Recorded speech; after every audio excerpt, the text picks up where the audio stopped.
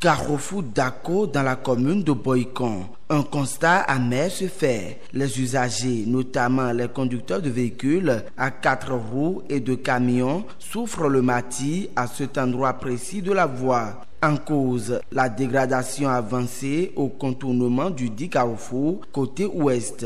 Une source d'insécurité aux conséquences fâcheuses. Le même constat se fait au niveau du carrefour Soro-Romain. Malgré l'emplacement visible de ces nids de poules, aucune action n'est tentée par les responsables en charge de l'entretien du réseau routier. La population déplore. Vraiment, c'est déplorable ce que nous remarquons sur ce carrefour. Parce qu'on ne sait pas si c'est le problème vient de l'entrepreneur qui construit les voies. Mais ce que moi j'ai remarqué, c'est que c'est vraiment dégradable. La voie, c'est vraiment dégradable. Et puis c'est difficile aux camions de contourner le carrefour, ce qui crée beaucoup d'accidents. Surtout la semaine dernière, qui a eu un accident qui a causé la mort d'une dame. Et ça a vraiment choqué tous les usagers.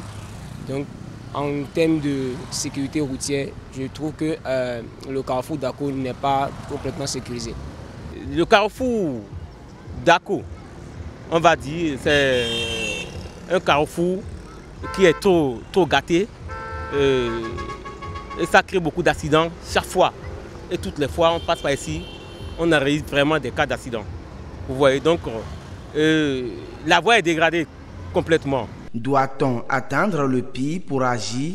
Des actions sont attendues à ces différents endroits qui constituent de véritables pièges aux conducteurs. Les usagers appellent l'État central et les autorités locales au secours pour une solution durable. Premièrement, je pense qu'il faut d'abord électrifier le carrefour parce que la nuit aussi, c'est sombre. Si vous venez par ici la nuit, surtout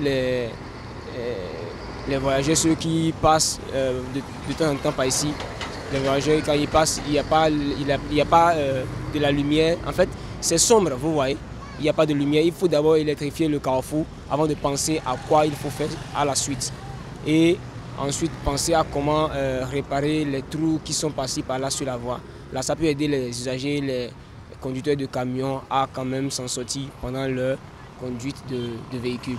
Si l'État peut penser à nous, s'il peut toutefois faire appel au CA, surtout le maire de la ville de Boycon, de venir faire état des lieux pour pouvoir redresser la voie, ce serait très bien.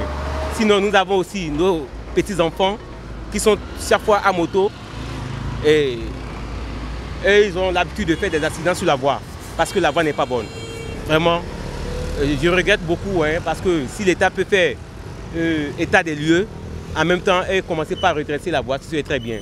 Mais à quand la fin du calvaire de la population? Seules les autorités peuvent répondre à cette interrogation. En attendant la réhabilitation de la dite voie, les usagers sont appelés à la vigilance.